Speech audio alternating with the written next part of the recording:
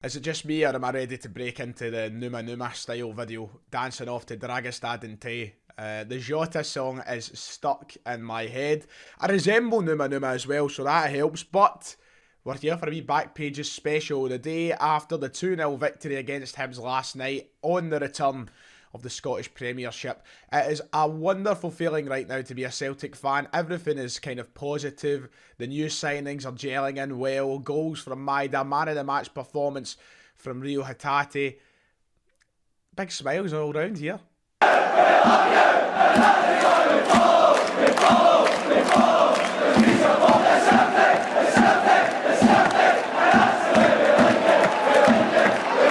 I don't know if you have recovered from last night. A few people will probably have been out having a few drinks to celebrate Monday Night Football. It's very rare. A few people will probably just be still on cloud nine like myself from last night's performance.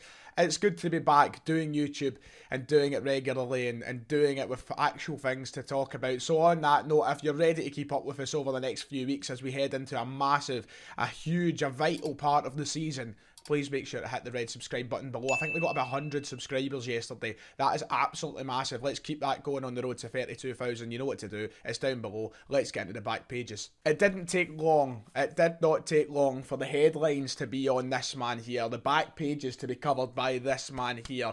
Dyson MAEDA. What dreams are MAEDA?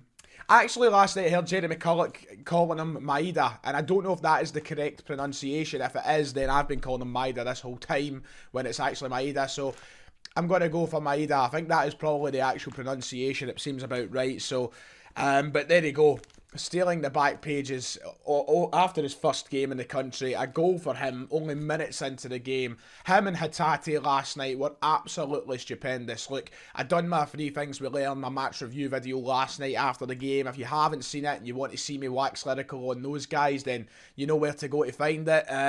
But, you know, we can't talk enough about them. What a debut for the pair of them. And even Gucci coming on later on in the game, he was good as well. It was good to see the returns of the likes of Forrest, the likes of Jota.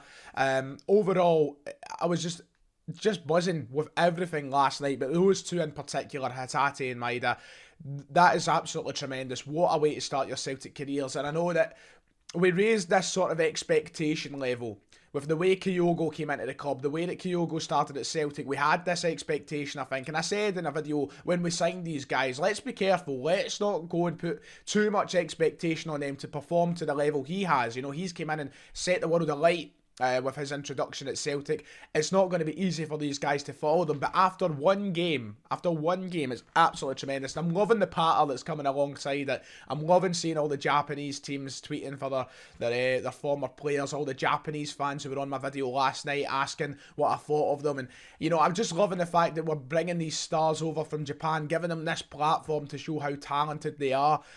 Because there's some great talents, and we've seen that last night with that early goal. So there he is, taking up that back page.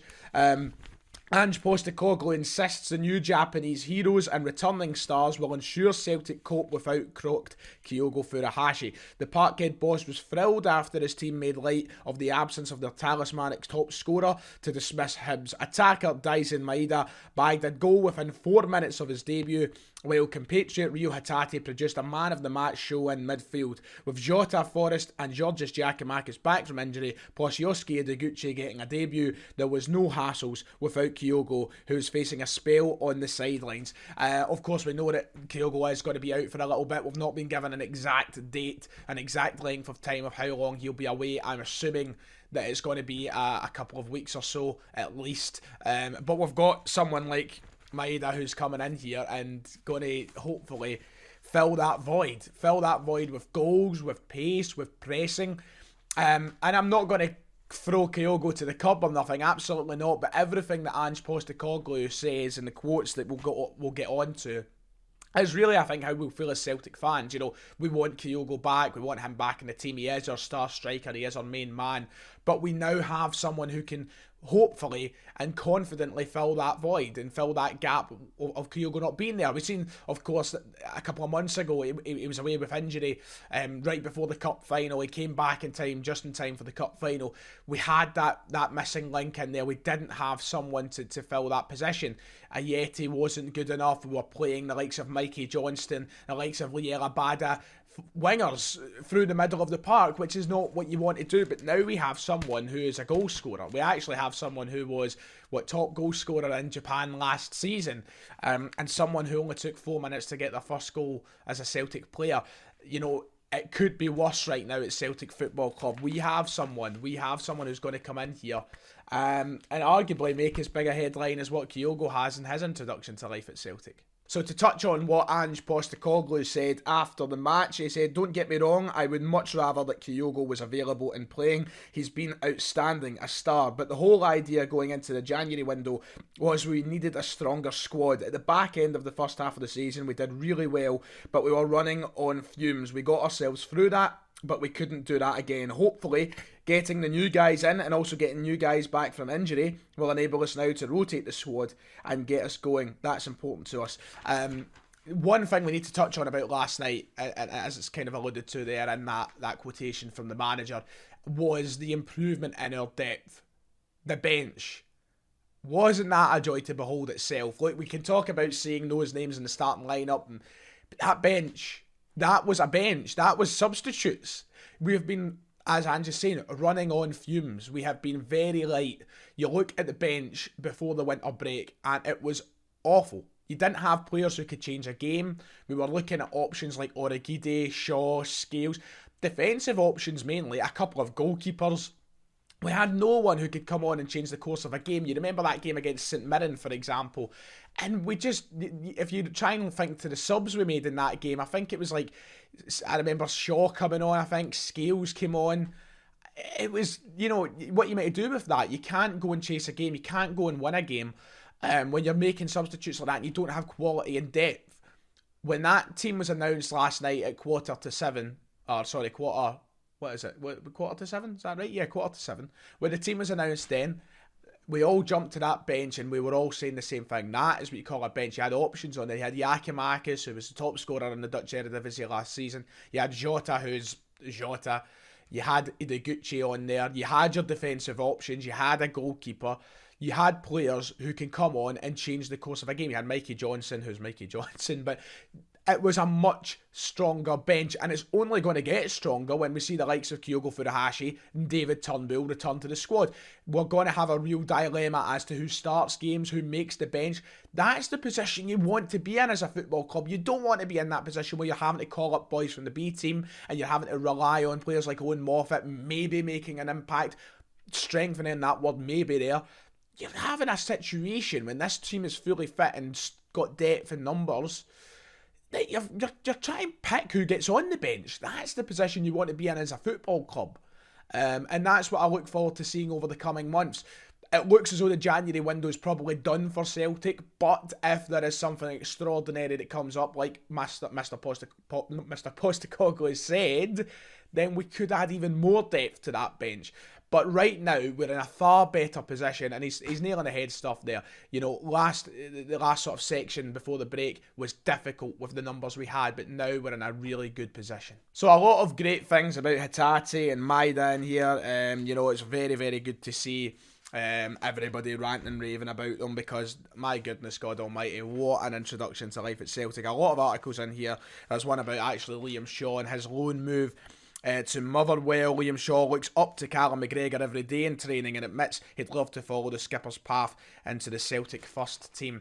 Of course, Callum McGregor all those years ago going to Notts County on loan down in, I think it would have been League 1 or League 2 at the time in England, and now look at him, Callum McGregor, captain of Celtic, Mr. Consistency, arguably the most important and best player in our team. Can Liam Shaw follow in those footsteps? Yeah, absolutely buzzing to say the least. The quote of the day, let's see it for a laugh. I always like just seeing it for a laugh in case it's something funny. Rangers are perfectly happy with the 800 tickets arrangement for the derby, but clearly Celtic aren't. Can't even be bothered talking about it. We'll talk about it in TSF a bit more. But just to finish off on today's back pages, as we rant and rave about the new signings and we talk about Celtic's performance last night and Postecoglou's comments surrounding that, we may as well talk about a piece that's in here surrounding Giovanni Van Bronckhorst and his position on the upcoming Derby fixture. Now, there has obviously been a lot of conversation surrounding potential postponement of that game. Ange Postecoglou said he wasn't going to rule it out. Giovanni Van Bronckhorst is in here today in the record. Get on with it, just like Jers had to. Gio and Derby call. Van Bronckhorst last night swiped back at calls to postpone next month's Old Firm clash, as he insisted both clubs should get on with it like COVID hit Rangers did in August. The champions and Celtic could be missing key men for the February 2nd showdown due to a fixture clash with vital international clashes around the globe. Rangers are sweating on Nigeria playmaker Joe Aribo making a run to the latter stages of the African Cup of Nations, if I can find the rest of this now. And while Jamaican Kemar Roof and Colombia's Alfredo Morelos are also in the running for World Cup qualifying action. Meanwhile, Celtic, 4 Japanese recruits, Kyogo Furuhashi, Daisen Maeda, Yusuke Ideguchi and Ryo Hatate are also up for call-up, and Aussie Tom Rogic and USA defender Cameron Carter-Vickers could be out. That is a whole host of names of players who could potentially miss this game, and we've seen that Ange Postecoglou isn't ruling out potential calls for postponement. Giovanni Van Bronckhorst says we should get on with it. My opinion of it is I want to see the game go ahead. However, I'm not going to dispute and I'm not going to cry if the game is postponed for the right reasons. If my manager wants to see the game postponed, that's what I'm going to have to go with, isn't it? I want what's the best for Celtic, and if that's the best interests of our club, then I'm going to go with Postecoglou. However, my opinion as I sit here right now is I want the game to go ahead. I want to see the game played on the 2nd of February. I'd like to just get it done, out of the way, focus on the next set of games, focus on maybe the next derby down the road. I want to just get this one out of the way. We've had it moved once. I can't be bothered with it being moved again. However, if Celtic are in a position where they feel, okay, we are at an extreme disadvantage here, we may as well. This is the thing. So people, I want to make an opinion very clear right now. I've already said I want the game to go ahead. Ideally, I say bring Rangers on. I want to test our team. I want to get that game played. We're both missing players, right? But a lot of people are very quick to skip the fact that, well, Rangers have done it in the past. You know, they've done it, I think it was back years ago, the early 2010s.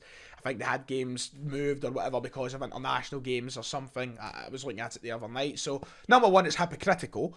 But number two, you know, if a rule is in place to give a team an advantage or to help get over a disadvantage, then you can't exactly cry when that rule or that sort of notion has been used. It's there for a reason. You're not, if you've got an advantage in front of you to play it. Why would you not? If Rangers done it, I'd be like, okay, fair enough. They've done it, and I know we're getting that whole shat at part because the winter break was moved. Not going to get into all of that again because I've made my opinions very, very clear. But if Rangers had something right there in front of them, Giovanni Van Bronckhorst had something right there in front of them to make Rangers' life easier, to give them an advantage in a title race, and your manager didn't take it or didn't use it, I'd be stunned. I'd be laughing on the Celtic side, but I'd be stunned on the Rangers side. If there's any advantage to exploit, which is perfectly legal and allowed, then do it at any opportunity. These opportunities come once, very rare. So I'm not going to cry if Postecoglou goes and gets the game postponed, or Celtic get the game postponed, whoever's in charge of that decision, because it's an advantage for us and it's getting over a disadvantage. But I do want to see the game go ahead. Don't mince my words there. I'm not saying I want this game to be moved, but if there's something there to be used, you may as well use it. That's the way I kind of look at it. But aye, fair enough. That'll be it. That's it for the back pages. Yeah, it's all about Daisen Maeda, all about him, the main man. And I'm looking forward to seeing more of him and more of Celtic over the next few weeks. If you have enjoyed the video, make sure to hit like and subscribe, and I'll see you all next time.